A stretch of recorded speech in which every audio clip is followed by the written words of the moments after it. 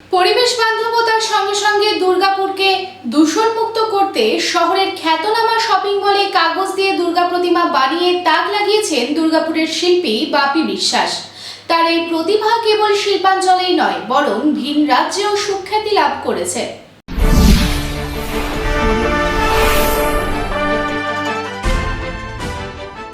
বাপের বাড়ি আসার আগে শপিং মলে সপরিবারে মা দুর্গা, বোধনের আগে সপরিবারে মা দুর্গার দর্শন শহরের খ্যাতনামা শপিং মলে।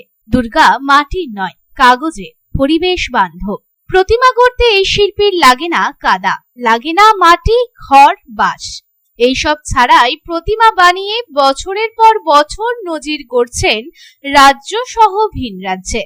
এই বছর পরিবেশ বান্ধবতার সঙ্গে সঙ্গে দুর্গাপুরকে দূষণমুক্ত করতে এক দুর্গা প্রতিমা বানিয়ে তাক লাগিয়ে চলেছেন দুর্গাপুরের শিল্পী বাপি বিশ্বাস। তার প্রতিভা কেবল শিল্পাঞ্চলেই সীমাবদ্ধ নয়, ভিন রাজ্যেও তিনি সুখ্যাতি লাভ করেছেন। তবে মাটি ছাড়া ঠিক কি কি উপকরণ দিয়ে তিনি প্রতিমা তৈরি করে আসছেন শুনলে অবাক হবেন। গত বছর তিনি প্রথমে খড় দিয়ে প্রতিমা তৈরি করে অবাক করেছিলেন শহরবাসীকে। এছাড়াও সুতলির, কাপড়ের, জুটের, কাগজের ইত্যাদি নানান জিনিসের একের পর এক প্রতিমা গড়ে চলেছেন তিনি।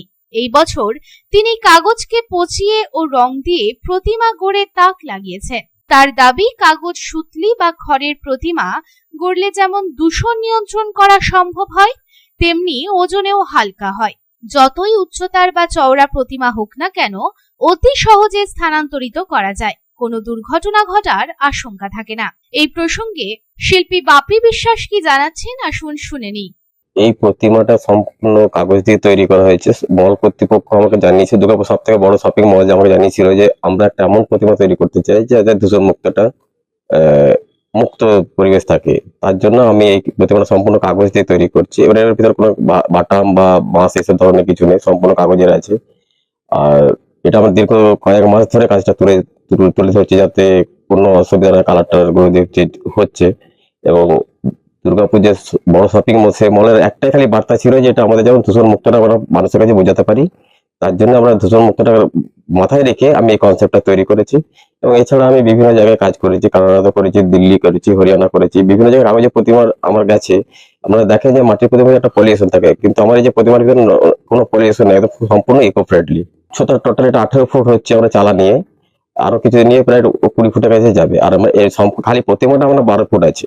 এটা অন্য চমকবোধ, এটা সব থেকে যেমন পলিউশনটা যেন আমরা সবসময় একটা মানে দুশ্চিন্তা থাকে, সেটা যেন একটা মনে কর্তৃপক্ষ জানিয়েছে যাতে এটা পলিউশন, যাতে আমরা মানুষের কাছে বার্তা দিতে পারি যে পলিউশনটা মুক্তর জন্য এই প্রতিমাটি। দুর্গাপুর থেকে সাধন রোজের রিপোর্ট, পাবলিক টাইমস।